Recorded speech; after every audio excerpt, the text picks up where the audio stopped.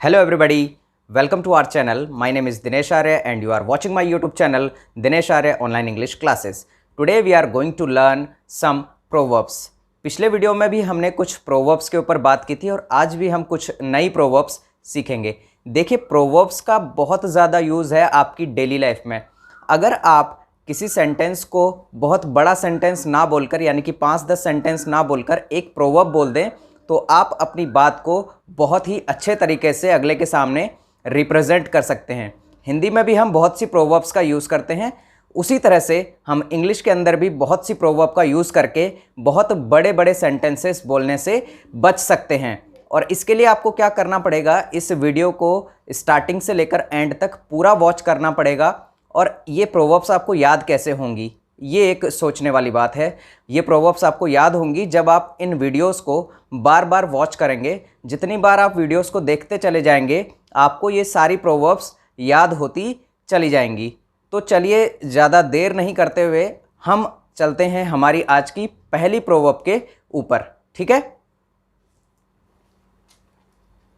तो हमारी पहली प्रोवर्ब है prevention is better than cure, यानी कि इसका हिंदी में मीनिंग होता है अग्रसोची सदा सुखी।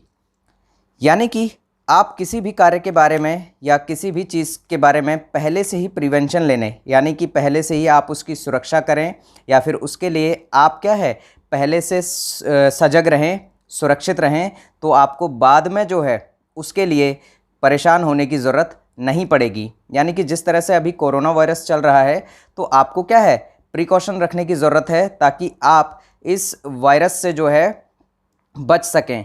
यानी कि आपको फेस मास्क भी लगाना है, आपको सैनिटाइजेशन भी करना है अपना। तो इस तरह से आप प्रिकॉशन लेते हुए आगे आने वाली जो प्रॉब्लम्स हैं उनसे बच सकते हैं। तो अगर ऐसी कोई भी कंडीशन आपके सामने आती है तो उस समय पर आप यूज़ लेंगे कौन सी proverb, prevention is better than cure, ठीक है। नेक्स्ट हमारी जो प्रोवर्ब है वो है actions speak louder than words. इसका मतलब होता है what you do is more important than what you say. यानी कि जो आपके कार्य हैं वो आपके शब्दों से ज़्यादा प्रभावकारी होते हैं।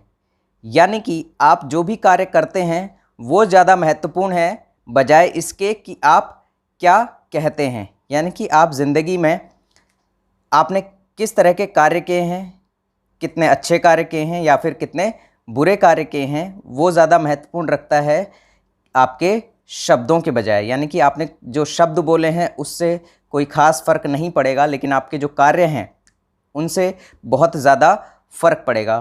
तो उस समय पर हम कौन सा प्रोवर्ब यूज़ लेते हैं इंग्लिश के अंदर, actions speak louder than words. Okay, next जो आपने बहुत बार पढ़ी भी है और बचपन से लेकर आज तक आपने बहुत बार इस प्रोवर्ब को सुना होगा, honesty is the best policy. यानी कि ईमानदारी सर्वोत्तम नीति है।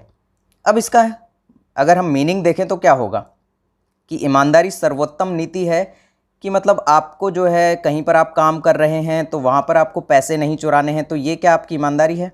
सिर्फ ये आपकी ईमानदारी नहीं होती, आपकी ईमानदारी ये भी है कि आप जो भी काम कर रहे हैं, जैसे अगर आप पढ़ाई कर रहे हैं तो आप उस पढ़ाई को पूरी ईमानदारी के साथ कर रहे हैं या फिर नहीं कर रहे हैं, ये भी आपकी ईमानदारी होगी, ये भी आपकी ऑनेस्टी होगी। आप किसी भी तरह का काम कर रहे हैं, चाहे आप गवर्नमेंट जॉब्स में हैं या फिर आप किसी प्राइवेट जॉब में हैं, तो वहाँ पर आप अपना जो कर्तव्य है उसे आप पूरी निष्ठा के साथ निभा रहे हैं या फिर नहीं निभा रहे हैं, तो वो भी आपकी ऑनेस्टी है। तो ऑनेस्टी सिर्फ मनी से रिलेटेड नहीं होती है, आपके हर काम से रिलेटेड होती है ऑनेस्टी। तो अगर ऐसा कोई भी चीज़ आपको देखने को मिले तो वहाँ पर आप क्या कहेंगे, honesty is the best policy, ठीक है। नेक्स्ट हमारा जो प्रोवर्ब है वो है हेस्ट मेक्स वेस्ट। यानी कि इसका हिंदी में मीनिंग होता है जल्दी का काम शैतान का। यानी कि किसी भी काम को जल्दबाजी में नहीं करना चाहिए, नहीं तो क्या होता है उस काम के ख़राब होने की संभावना जो है बहुत ज़्यादा रहती है। जब भी ऐसा आपको कहना पड़े तो आप इंग्लिश में क्या कहेंगे, हेस्ट मेक्स वेस्ट।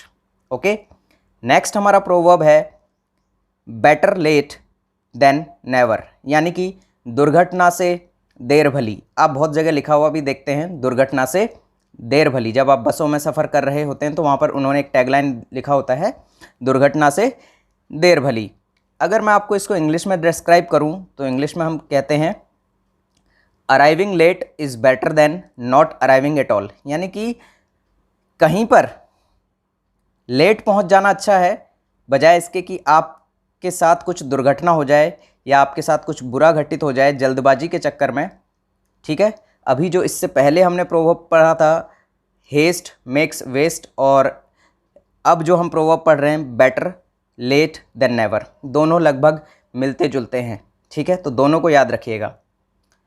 अगला जो हमारा प्रोवर्ब आता है वो क्या है, बेगर्स कांट बी चूजर्स। यानी कि जो बेगर्स होते हैं वो चूजर्स नहीं होते, यानी कि जो मांगने वाला होता है वो अपनी चीज़ों को चुनने का उसके पास कोई भी क्या है ऑप्शन नहीं होता है। यानी कि जब आप किसी भिखारी को कुछ देते हैं तो वो ये नहीं कहता कि मुझे रोटी नहीं चाहिए, मुझे तो ब्रेड चाहिए, या फिर वो ये नहीं कहता कि मुझे सब्जी नहीं, मुझे तो क्या दीजिए आप, मुझे आप पिज़्ज़ा दीजिए। तो उस समय पर जब कोई व्यक्ति को चूज़ करने का अधिकार नहीं होता, किसी भी चीज़ को चुनने का कोई अधिकार नहीं होता, मतलब कि व्यक्ति क्या है टुकड़ों पर पल रहा है, तो उस समय पर हम उसके लिए कौन सा प्रोवर्ब यूज़ करते हैं, बेगर्स कांट बी चूजर्स। ठीक है, अगला हमारा प्रोवर्ब है give someone an inch and they will take a mile. किसी को उंगली दो तो हाथ पकड़ लेते हैं। यानी कि किसी व्यक्ति को आपने थोड़े से अधिकार दिए और वो पूरी तरह से आप पर कब्ज़ा कर ले, तो उस समय पर आप यूज़ करेंगे give someone an inch and they will take a mile. जिस तरह से भारत में अंग्रेज़ों को सिर्फ किस चीज़ का अधिकार दिया गया था उस समय पर, जब अंग्रेज़ भारत में आए थे तो सिर्फ व्यापार करने का अधिकार दिया गया था, लेकिन धीरे धीरे अंग्रेज़ों ने पूरी की पूरी जो भारत की कमान थी या पूरे भारत पर जो है अपना ही शासन जमा लिया था। ठीक है, तो उस समय पर हम कह सकते हैं कि give someone an inch and they will take a mile. Okay, next proverb पर चलते हैं, strike while the iron is hot. यानी कि जब लोहा गर्म हो तब चोट मार दो। ठीक है, ऐसा कहते हैं ना, लोहा गर्म है चोट मार दो। तो इसका कहने का मतलब क्या है, take advantage of a good opportunity. यानी कि मौके का फ़ायदा उठा लेना क्या कहलाता है, strike while the iron is hot. वहाँ पर आप ये प्रोवर्ब यूज़ करेंगे। ठीक है, एक इससे मैं एक सेंटेंस भी आपको बता देता हूँ, we need to strike while the iron is hot and invest in that stock, the value will soon increase. यानी कि हमें क्या कर देना चाहिए, लोहा गर्म है और हथौड़ा मार देना चाहिए। यानी कि अभी जो है इन्वेस्टमेंट हमें करना चाहिए। स्टॉक मार्केट जो है पूरी तरह से गरमाया हुआ है, मतलब स्टॉक मार्केट डाउन है, तो हमें इन्वेस्टमेंट क्या है बढ़ा देना चाहिए, क्योंकि जो उसकी वैल्यू जो है वो धीरे धीरे बाद में क्या हो जाएगी, इंक्रीज़ हो जाएगी। ठीक है, तो उस समय पर हम ये जो प्रोवर्ब है हमारी strike while the iron is hot use कर सकते हैं। अगला जो प्रोवर्ब है वो क्या है हमारा, leopard doesn't change it's spots. Leopard जो है वो उसके जो शरीर पर जो क्या होते हैं धब्बे होते हैं उसे स्पॉट्स कहते हैं। और इसी के लिए एक और प्रोवर्ब आता है, इससे ही बिल्कुल सेम प्रोवर्ब है, a tiger doesn't change it's stripes. Tiger जो होता है उसके शरीर पर स्ट्राइप्स होती हैं, यानी कि धारियाँ होती हैं। ठीक है, और लेपर्ड यानी कि तेंदुआ जो उसके शरीर पर स्पॉट्स होते हैं। इसका मतलब क्या है, इसका मतलब ये होता है कि ए पर्सन्स कैरेक्टर डजंट चेंज। यानी कि एक व्यक्ति का जो कैरेक्टर है, स्वभाव जो है वो बदलता नहीं है, वो चेंज नहीं होता है। ठीक है, अब हमारी नेक्स्ट प्रोवर्ब पर चलते हैं, slow and steady wins the race. ये आपने बचपन में बहुत बार इस प्रोवर्ब को पढ़ा होगा एक स्टोरी के अंदर, जहाँ पर आप एक खरगोश और कछुए की जो स्टोरी है उसमें आप पढ़ते हैं खरगोश जो है हार जाता है, लेकिन कछुआ जो है वो जीत जाता है। क्यों जीतता है कछुआ, क्योंकि वो लगातार चलता रहता है। धीरे तो चलता है लेकिन उसकी जो चलने की जो स्पीड है वो क्या है, लगातार वो चलता जाता है। ठीक है, तो उस समय पर जब कोई व्यक्ति निरंतर कोई कार्य कर रहा होता है और रुकता नहीं है, तो उस समय पर हम कौन सी प्रोवर्ब यूज़ करते हैं, slow and steady wins the race. Okay, अब हम हमारी नेक्स्ट प्रोवर्ब पर चलते हैं, as you sow shall you reap. Reap का मतलब होता है फसल ठीक है, REAP फसल होता है, रीप का मतलब। तो इसको हम हिंदी में जो इस प्रोवर्ब का मीनिंग होता है वो होता है जैसी करनी वैसी भरनी, यानी कि जैसा आप बोओगे वैसा ही आप पाओगे। ठीक है, जब भी कोई व्यक्ति अगर गलत कर रहा है तो बदले में भी उसे क्या मिलेगा, गलत ही मिलेगा। हो सकता है उसे आज जो है वो चीज़ें ना मिले, लेकिन आने वाले कुछ समय में या कभी जब वो बड़ा हो जाए या किसी मोड़ पर उसको उस गलती का एहसास ज़रूर होगा या उस गलती का उसे भुगतान ज़रूर करना पड़ेगा। ठीक है, तो उस समय पर हम कौन सी प्रोवर्ब यूज़ करते हैं, as you sow shall you reap. ठीक है, टिट फॉर टैट ये हमारा अगला प्रोवर्ब है। टिट फॉर टैट इसी से मिलता जुलता है, अब ये हमारी जो पिछली प्रोवर्ब थी उसी से, और इसको हिंदी में हम कहते हैं जैसे को तैसा। ठीक है, मतलब कि जैसा कोई काम करेगा वैसा ही उसे फल मिलेगा, तो उस समय पर हम क्या कहते हैं, tit for tat. Okay, next proverb है हमारी अ 9 days वंडर।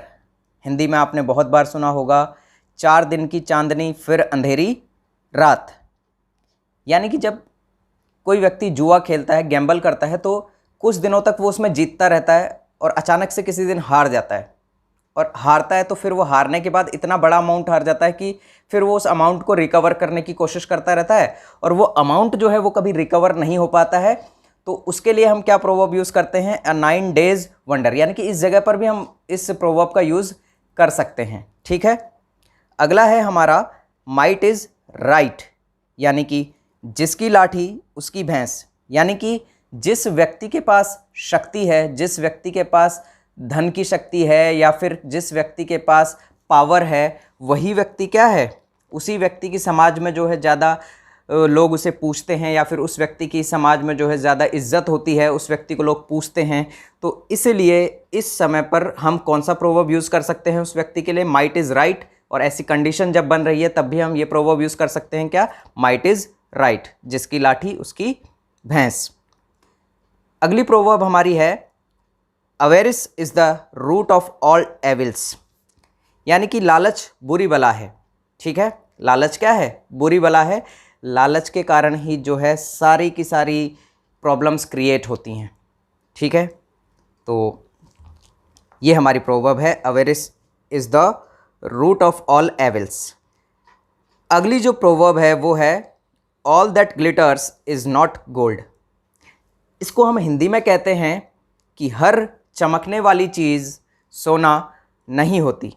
यानी कि दूर से कोई चीज़ अच्छी दिख रही है या कोई चीज़ चमक रही है तो ज़रूरी नहीं है कि वो सोना ही हो। यानी कि कोई व्यक्ति अगर आपको अच्छा नज़र आ रहा है तो ज़रूरी नहीं है कि वो अच्छा व्यक्ति हो, क्योंकि हर एक अच्छा दिखने वाला व्यक्ति अच्छा हो ऐसा ज़रूरी नहीं है। ठीक है, तो उस समय पर आप क्या कहेंगे, all that glitters is not gold.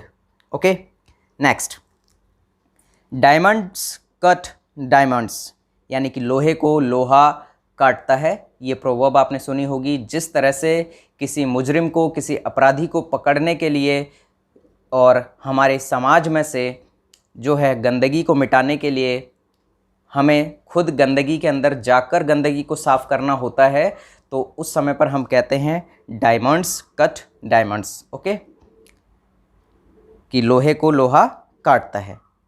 अगली जो प्रोवर्ब है वो है बेटर टुडे देन टुमारो। इस प्रोवर्ब को आप बहुत अच्छे से याद कर लीजिए, ये आपकी लाइफ में बहुत ज़्यादा बार यूज़ होती है, और इसको हिंदी में हम कहते हैं कल करे सो आज कर। कल करे सो आज कर मतलब कि आप अपने कोई भी काम कर रहे हैं उसे कल पर ना टालें, उसे आज ही ख़त्म कर दें, ताकि आपको भविष्य में, फ्यूचर में किसी भी तरह की कोई दिक्कत ना रहे। ठीक है, और आपको रिग्रेट भी ना रहे, पछतावा भी ना रहे कि मैंने वो कार्य समय पर नहीं किया। तो उस समय पर आप क्या यूज़ करेंगे, better today than tomorrow. Okay, next, every man is the architect of his fortune. बहुत ही ज़्यादा इंपॉर्टेंट आपकी लाइफ के लिए। अगर लाइफ में आपको सक्सेस होना है तो आपको इस प्रोवर्ब को अपनी लाइफ का, वो कहते हैं, टैग बनाना पड़ेगा। क्या होता है कि प्रत्येक मनुष्य अपने भाग्य का विधाता है। यानी कि आपका जो लक है, आपका जो फॉर्च्यून है, और लक, फॉर्च्यून और फेट, तीन यहाँ पर सिनोनिम में आपको बता देता हूँ। आप चाहे फॉर्च्यून कहें, चाहे आप लक कहें, चाहे फेट कहें, FATE। इस फेट का मतलब तो क्या होता है, भाग्य या लक, और एक होता है फैट। FAT, फैट का मतलब होता है मोटापा, ओबेसिटी, ठीक है, जिसे ओबेसिटी भी हम कहते हैं, ठीक है। तो इसका हिंदी मीनिंग क्या होता है कि प्रत्येक मनुष्य अपने भाग्य का विधाता है, यानी कि भगवान ने आपकी किस्मत में क्या लिखा है ये आपको भी नहीं पता है और हमें भी नहीं पता है। तो आप जो है अपनी किस्मत को खुद लिखते हैं, यानी कि आप जितनी मेहनत करेंगे उसी तरह का आप रिज़ल्ट पाएंगे, ठीक है। किसी भी काम को आप करें तो उसमें आप अपनी 100% एफर्ट डालें, रिज़ल्ट आपको 100% मिलेंगे, ठीक है। नेक्स्ट प्रोवर्ब पर चलते हैं। All is well that ends well, इसका मतलब होता है अंत भला तो सब भला। जैसे कोई स्टूडेंट है, वो अगर उसके यूनिट टेस्ट में फ़ेल हो गया, मान लीजिए फर्स्ट या सेकंड टेस्ट जो होते हैं स्कूल्स में, उसमें वो फ़ेल हो गया, लेकिन फाइनल एग्ज़ाम के अंदर वो 100 में से 95 मार्क्स लेकर आया है, ठीक है। तो फाइनली वो क्या हो गया है, पास हो गया है अच्छे मार्क्स से।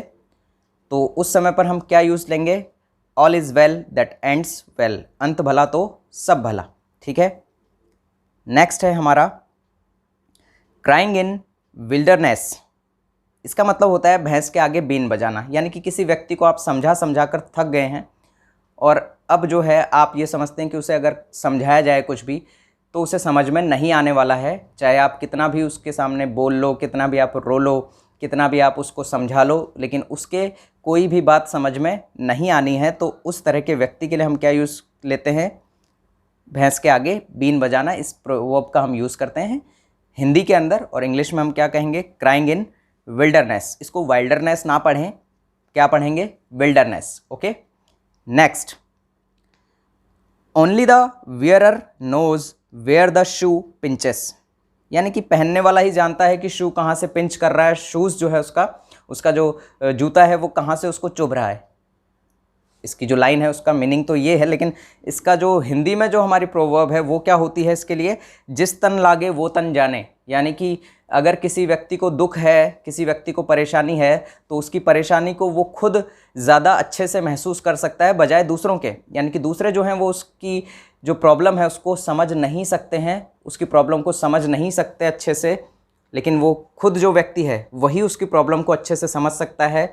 वो अपनी प्रॉब्लम को जो है जान सकता है कि उसे क्या प्रॉब्लम हो रही है, और दूसरे के लिए जानना बहुत ही ज़्यादा मुश्किल है कि उसे क्या प्रॉब्लम हो रही है, ठीक है। अगली जो हमारी प्रोवर्ब है उस पर चलते हैं। Handsome is that handsome does, कि अच्छा वही व्यक्ति है जो अच्छा कार्य करे। सिर्फ खूबसूरत दिखने से व्यक्ति अच्छा नहीं होता है, उसके कार्य भी क्या होने चाहिए, अच्छे होने चाहिए, तभी वो हैंडसम कहलाता है, तभी वो व्यक्ति खूबसूरत कहलाता है, ठीक है। नेक्स्ट प्रोवर्ब पर चलते हैं। अ ब्लैक शीप, क्या है, अ ब्लैक शीप, यानी कि घर का भेदी लंका ढाए, यानी कि ऐसा व्यक्ति जो कि आपके सारे राज जानता है वो कुछ भी कर सकता है, यानी कि वो आपको किसी भी समय पर डिस्ट्रॉय कर सकता है, किसी भी समय पर आपको बर्बाद कर सकता है, ठीक है, जो आपके सारे राज जानता है। जैसे रामायण के अंदर जो विभीषण था उसे रावण के सभी राज पता थे कि वो किस तरह से मारा जा सकता है, तो इसीलिए हम ये प्रोवर्ब यूज़ करते हैं कि घर का भेदी लंका ढाए। और इंग्लिश में क्या यूज़ आता है, अ ब्लैक शीप। शीप वैसे ब्लैक नहीं होती है, लेकिन इन शीप जो वाइट शीप के अंदर अगर ब्लैक शीप दिख जाए तो वो अचानक से पता लग जाता है कि कौन सी शीप जो है ब्लैक है, ठीक है। तो इस समय पर कौन सा प्रोवर्ब यूज़ लेते हैं हम, कि घर का भेदी लंका ढाए। नेक्स्ट प्रोवर्ब हमारी है कंटेंटमेंट इज़ हैप्पीनेस, संतोष परमम सुखम, यानी कि आप जो है अगर संतोषी हैं, आपको संतोष है, आपको सेटिस्फैक्शन है किसी चीज़ से, तो वही क्या है, आपका सुख है। लेकिन अगर आप मान लीजिए महीने के 2 लाख रुपए कमा रहे हैं और फिर भी आपको जो है कंटेंट नहीं है, यानी कि आपको संतोष नहीं है, सेटिस्फैक्शन नहीं है, तो वो 2 लाख रुपए भी आपके लिए वेस्टलेस हैं। आप सोचेंगे कि इससे भी ज़्यादा, इससे भी ज़्यादा, हालांकि आपका खर्चा जो है 50,000 में चल जाता है, लेकिन फिर भी आप क्या है, बहुत ज़्यादा की इच्छा रखते हैं, एक्सपेक्टेशन आपकी बहुत ज़्यादा है, आपकी एम्बिशंस बहुत लंबी हैं, तो आप क्या है, सेटिस्फाई नहीं हो पाएंगे किसी भी हद पर, ठीक है। और अगर आप सेटिस्फाई हो जाते हैं तो उस समय पर कौन सी प्रोवर्ब यूज होती है, contentment is happiness, okay. Next proverb is जो आपने बहुत बार पढ़ी है और ज़िंदगी में इस चीज़ की बहुत ज़्यादा ज़रूरत होती है। देखिए कौन सी प्रोवर्ब है, यूनियन इज़ स्ट्रेंथ, यानी कि एकता में शक्ति है। अगर आप यूनियन के साथ रहते हैं, एकता के साथ रहते हैं, तो आपको कोई भी व्यक्ति तोड़ नहीं सकता है, क्योंकि आप क्या हो, यूनियन के अंदर हो, यानी कि आप एकता के अंदर बैठे हुए हो, आप संगठन में हो। ठीक है, जिस तरह से फैमिली में अगर सभी लोग मिलजुल कर रहे हैं तो उस फैमिली को तोड़ पाना क्या होता है, बहुत ही ज़्यादा मुश्किल होता है किसी भी व्यक्ति के लिए। लेकिन अगर फैमिली के लोग आपस में ही लड़ रहे हैं तो बाहर वाला व्यक्ति किसी भी समय पर उनको बिखेर सकता है। ठीक है, ये रियल फैक्ट है लाइफ का, इसे ध्यान रखिएगा। और इसके लिए हम कौन सी प्रोवर्ब यूज़ करते हैं, इसके लिए हम यूज़ करते हैं यूनियन इज़ स्ट्रेंथ। ओके, एकता में शक्ति है। नेक्स्ट जो प्रोवर्ब है वो है it's no use crying over spilt milk. Spilt milk ध्यान रखिएगा, फटे हुए दूध को हम स्पिल्ट मिल्क कहते हैं। ठीक है, तो it's no use crying over spilt milk. बीती ताही बिसार के दे आगे की सुधिले, ये हम कहते हैं, यानी कि जो समय बीत गया उस पर अब रोने से कोई फ़ायदा नहीं है, या जो चीज़ खराब हो गई है उस पर अब रोने से कोई फ़ायदा नहीं है। तो आप आगे की संभावनाओं के बारे में देखें कि अब क्या किया जा सकता है। यानी कि जैसे कि दूध फट जाता है तो उसके बाद आप पछताने से कोई फ़ायदा नहीं है, अब वो जो फट गया है दूध वो वापस सही नहीं हो सकता। ठीक है, अब ये देखें कि उस फटे हुए दूध का क्या कर सकते हैं। उस फटे हुए दूध से आप पनीर बना लीजिए, आप उस फटे हुए दूध से छेने बना लीजिए, रसगुल्ले बना लीजिए, लेकिन उस पर पछतावा करने से, उस पर रिग्रेट करने से कुछ भी हासिल नहीं होगा। ठीक है, तो जब इस तरह की कंडीशन बनती है तो हम क्या कहते हैं, it's no use crying over spilt milk. Okay, next proverb पर चल रहे हैं और हमारी नेक्स्ट प्रोवर्ब है क्या, it takes two to make a quarrel, यानी कि एक हाथ से ताली नहीं बजती है। यदि दो व्यक्ति लड़ रहे हैं और उनमें से एक व्यक्ति अगर शांत बैठ जाता है तो दूसरा वाला व्यक्ति कुछ समय के बाद अपने आप शांत हो जाएगा। लेकिन अगर दोनों व्यक्ति बराबर फाइट कर रहे हैं तो उस फाइट का अंत हो पाना, उस झगड़े का, उस क्वेरल का अंत हो पाना बहुत ही ज़्यादा मुश्किल हो जाता है। जब ऐसी सिचुएशन होती है तो उस सिचुएशन के लिए हम क्या कहते हैं, it takes two make a quarrel, यानी कि एक हाथ से ताली नहीं बजती। ठीक है, आई होप कि आपको वीडियो पसंद आया होगा। अगर इसी तरह के वीडियोज़ आप और पाना चाहते हैं तो प्लीज़ चैनल को सब्सक्राइब ज़रूर कर लें। और आज का वीडियो अगर आपको पसंद आया हो तो प्लीज़ लाइक करें और कमेंट करें। और अगर आपको लगता है ज़रा सा भी कि ये वीडियो जो है किसी और के लिए भी जो है हेल्पफुल हो सकता है तो उस व्यक्ति तक इस वीडियो को ज़रूर शेयर करें। और आपके घर में अगर छोटे छोटे किडोज़ हैं तो उनके लिए भी हमारे चैनल पर बहुत सारा कंटेंट अवेलेबल है। उनको जो है आप लिखना सिखा सकते हैं किस तरह से, वो सारी चीज़ें हमने हमारे चैनल पर अपलोड की हुई हैं। प्लेलिस्ट के अंदर आप जाइए, वहाँ पर आपको सारी चीज़ें जो हैं मिल जाएंगी। और जो बोर्ड क्लासेस के हमारे जो स्टूडेंट्स हैं उनके लिए भी हमारे पास राइटिंग पार्ट, पूरा ग्रामर जो है, उनके बुक के क्वेश्चन आंसर्स प्लस जो बुक के लेसन्स है वो मैंने यहाँ पर सारे अपलोड किए हुए हैं। तो उन्हें भी आप प्लेलिस्ट में जाकर देख सकते हैं। वो सभी लेसन्स मैं धीरे धीरे अपलोड करता हुआ चल रहा हूँ। कुछ लेसन्स अपलोड हो चुके हैं, कुछ होने वाले हैं।